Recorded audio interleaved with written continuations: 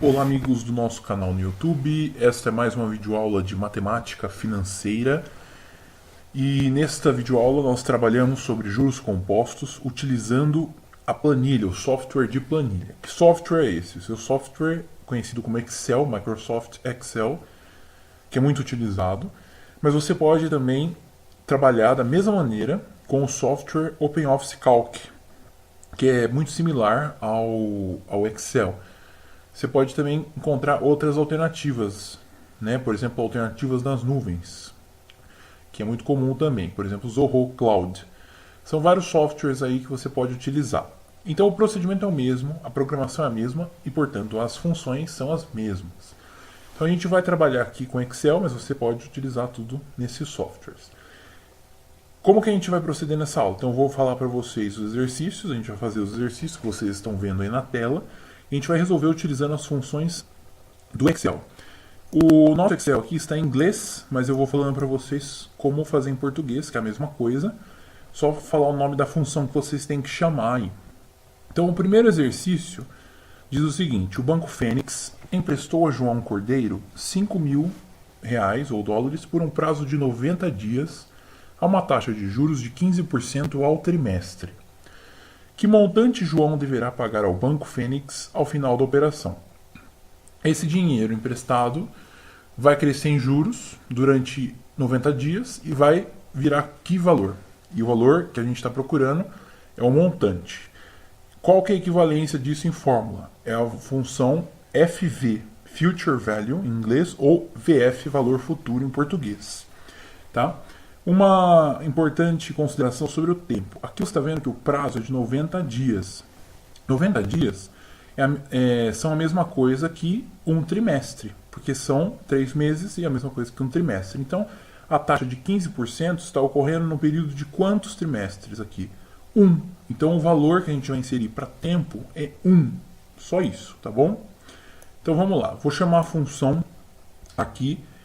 Então aqui na minha versão do software é FV, tá vendo aqui? Função FV. Lá eu escrever VF, vai dar igual VF, clicar 2 vezes aqui, e aqui vai aparecer essa coisa aqui, tá vendo? O parênteses com algumas entradas aqui. Essas entradas são os parâmetros da função que você tem que colocar. Então o primeiro parâmetro está escrito aqui rate, que é taxa. Em inglês taxa. Em português é a mesma coisa, taxa. E aí você tem que colocar o valor da taxa. Então a taxa aqui nesse exercício qual que é? 15% ao trimestre. Então eu vou colocar 1,5 e o valor percentual. Para separar os argumentos, eu ponho ponto e vírgula. Agora vem NP, que é o número de períodos. Ou seja, quantos períodos, quantos ciclos tem esse exercício. Nós já comentamos, tem um ciclo de um trimestre. Como a taxa está em trimestral, né, em trimestre, a gente tem que colocar aqui o número de trimestres. Então, um trimestre. O próximo argumento chama-se PMT, ou PGTO em português. Esse argumento não vai ser utilizado nessa função. Só que a gente tem que inicializar esse argumento. Como que a gente inicializa? A gente inicializa com 0. Então, nessa aplicação de juros compostos, sempre que chamarem PGTO ou PMT em inglês, você tem que inicializar com o valor 0. Agora vem 2 parâmetros que você percebe que estão isolados por colchetes. Isso significa que eles são parâmetros facultativos. Você não necessariamente precisa inicializá-los. Mas como que funciona isso, né? Vamos entender então. Quando a gente tem a função FV, tá? Ela é programada para calcular coisas relacionadas ao sistema price de financiamento ou valor futuro, o valor futuro, mas ou o valor futuro de uma série uniforme de pagamentos. É isso que para isso que ela serve. Só que como aqui a gente está utilizando juros, então a gente vai ter que colocar, mesmo assim, um sinal de menos, perdão. E esse sinal de menos ele precede, ou seja, ele vem antes do PV, que é o valor presente. Quem que é o valor presente? O valor presente é o valor inicial da aplicação, é o meu V0, digamos assim. E aqui é dito que é 5.000, então ele é o valor inicial. E eu ponho aqui menos 5.000. O último argumento eu vou deixar em branco, nem vou inicializar. Então eu já posso fechar aqui. O último argumento seria quem? O type, tipo, né? Isso está também relacionado com a questão das séries uniformes de pagamento. Não interessa aqui pra gente, nessa videoaula. Então eu fechei e vou chamar a função e ela calcula para mim o valor de R$ 5.750. Então, observe, por que eu pus o menos? O menos, como eu disse, vem do fato de que a função FV é programada para calcular o sistema price de financiamento.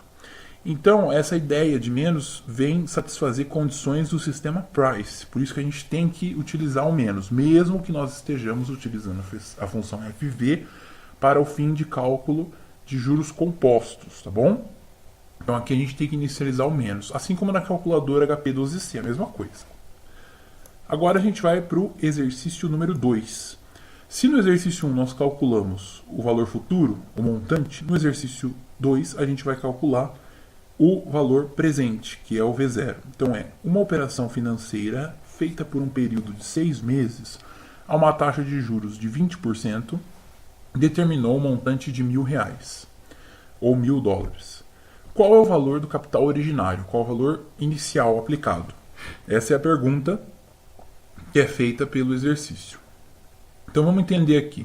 O período é de 6 meses, porém a taxa de 20% é sobre esse período. E você observa que não tem nada na taxa indicando que ela é mensal, nem trimestral, nada disso. Então a gente tem que considerar que 20% equivale ao rendimento dessa operação em um semestre. Então podemos simplesmente inicializar a função aqui com o valor 1, com NP igual a 1, tá bom? Mas que função é essa? Então é a função VP, ou em inglês PV, que é Present Value, ou valor presente. Então quais são os argumentos dessa função? Rate, que é taxa, é o primeiro argumento. Então eu venho e coloco 20%. O segundo é o número de ciclos que tem essa taxa de 20%. Quantos ciclos foram? Apenas um ciclo de um semestre. Não é 6 meses, tá bom? Porque a taxa não está em mensal. PMT, como eu falei no exercício número 1, PMT sempre que for usado, PMT ou PGTO, para funções desse tipo, mas com finalidade de cálculo de juros compostos, nós colocamos 0. FV, que é o valor futuro, que não é obrigado a ser inicializado, mas aqui nesse caso nessa aplicação, significa o quê? É o montante de R$1.000. Então eu vou colocar menos 1.000, não esqueça de inicializar com menos, por causa do fato da função ser programada para cálculos de financiamento, de amortização. Eu fecho a função. Então no final eu tenho 833,33 de aplicação inicial, que no final, depois de um ciclo de 6 meses, um semestre de 20%, caiu em R$1.000 de montante, tá bom? Esse aqui também encerra o nosso exercício. Agora a gente vai para o exercício 3, que é um pouquinho mais chatinho que os outros, mas é bem interessante. O Banco Alfa emprestou ao Francisco Silva a importância de R$1.000 por 60 dias. Ao final deste prazo, Francisco deverá devolver ao banco um total de R$1.300. Letra A. Determine a taxa de juros da operação em duas formas. O que são essas duas formas? Você tem que observar o seguinte. A taxa de juros aqui não está aqui, né? Ela vai ser calculada. E ela pode sair em qualquer tipo de unidade de medida. Ela pode sair mensal, anual, etc. Qual que é o segredo aqui? O segredo é entender que nós vamos calcular que em 60 dias a gente pode descobrir, por exemplo, a taxa diária. Basta que eu coloque na função que eu vou chamar o número 60 para o NPER, que é o número de períodos.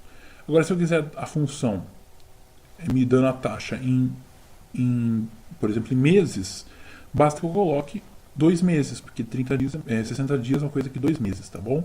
Então é isso que a gente vai fazer. A gente vai fazer uma vez para mês e uma vez para dias, tá bom? Então eu vou começar com os dias. Eu vou chamar a função. Que função que você tem que chamar aqui? Você tem que chamar a função rate em inglês ou taxa em português. Beleza? Agora a gente vai inicializar os valores. NPER, que é o número de períodos, é exatamente o que? Vamos colocar 60 para achar a taxa diária. Então vou colocar 60. PMT, como eu disse, inicializado com 0 nas aplicações de juros compostos. PV, valor presente, é o valor inicial aplicado, que é R$1.000. E o FV, que é o valor futuro, 1.300 com um sinal negativo na frente. Então é 1.300. Fecho a função e descubro a minha taxa, 0,4382% ao dia. Vou fazer a mesma coisa, chamar a mesma função rate, clicar 2 vezes. Agora o NPER vai ser em 2, porque são 2 meses. Então eu vou calcular a taxa mensal. 2, o PMT novamente 0, o PV é 1.000, o FV é menos 1.300, fecho a função. Ou seja, a minha taxa mensal é de 14,0175%, tá bom? Agora, nós vamos achar aqui o exercício o enunciado da letra B e vamos calcular o resultado da letra B. Qual seria a taxa de juros se a operação fosse feita com um prazo de 90 dias? Então é a mesma função, a função rate ou taxa, e vou inicializar essa função com que valores? NPER, que é o número de períodos, agora são 90 dias. PMT é 0, PV é 1.000 e o FV menos 1.300. Estes são os valores que a gente inicializou. E aqui a gente tem a taxa de juros diária para prazo de 90 dias de aplicação, que é 0,2919% ao dia. E finalmente o exercício número 4, no qual pede-se para calcular o tempo de aplicação. Nós fizemos todos os exercícios, todos os tipos que podemos utilizar. Valor futuro, taxa, e aqui o valor presente, e a taxa. E o quarto, a gente vai ter o cálculo do tempo e a gente vai utilizar duas funções possíveis para calcular. Então a primeira função que eu vou utilizar, obviamente eu esqueci de falar o enunciado, Então é assim: calcule o período total em que deve ocorrer uma aplicação financeira, a fim de que, a uma taxa de 1% ao mês, o capital de R$1.000 gere um montante de R$ 1.082,86. Então a primeira função que eu vou ensinar para vocês aqui é a função NPER. É a mesma coisa em português, NPER. E o primeiro argumento é rate, que é taxa. Qual que é a taxa dessa aplicação? 1% ao mês. Então eu ponho 1%. Ponto e vírgula. PMT. Como em todos os casos anteriores, PMT é 0 para aplicações de juros compostos. Nós estamos falando de financiamento. PV, valor presente, é R$1.000, que é a aplicação inicial. E o valor futuro é menos 1.082,86. O resultado é este aqui. Mas está vendo que tem muitas casas decimais entre o 8 e o 3. São 3 casas, 3 zeros. Então a gente pode tranquilamente arredondar isso aqui para 8, com uma casa decimal, que é um período. O que acontece? Isso aqui é um logaritmo. O resultado dessa função é um logaritmo, por isso que aparece tanto número lá para frente. Tá? Mas é fácil de ver aqui. São 8 quê? 8 meses, porque a taxa é dada mensalmente. Então você viu o resultado, 8 meses utilizando a função NPER, em português. Agora eu vou usar outra função que ela é especificamente para juros compostos, que ela é P-duration. Em português vai aparecer duração P. E quais são as entradas, os argumentos dessa função? São a taxa, depois o valor presente e depois o valor futuro. Mas tem que notar uma coisa, o valor futuro ele vai vir aqui positivo. Qual que é a diferença dessa função para a função NPER e para as outras funções também, nas quais entramos com valor negativo?